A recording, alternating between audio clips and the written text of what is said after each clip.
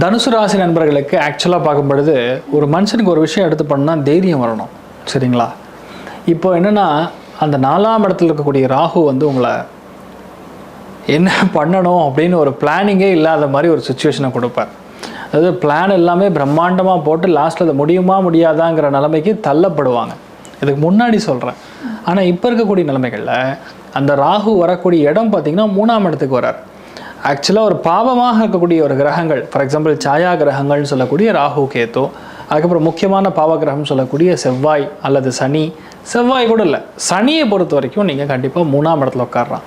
இப்போ அந்த மாதிரி ஒரு நிலைமைகளில் தான் ராகு போய் உட்காந்துருக்கிற இடம் பார்த்திங்கன்னா 3ஆம் இடம், கேத்து உட்காந்துருக்கிறது 9ஆம் இடம். ஸோ 3, 9 கூடிய பாவகங்களுங்கிறது டைரக்ட் கம்யூனிகேஷனை சூப்பராக செயல்படுத்தி கொடுக்கும் அப்படிங்கிறது தான் உண்மை. ஏன்னா கம்யூனிகேஷன் ஒரு ஜாதகத்துக்கு நல்லா இருந்தால் மட்டும்தான் எந்த விஷயத்தையுமே வந்து நீங்கள் செயல்படுத்தக்கூடிய தன்மை ஏற்படும்.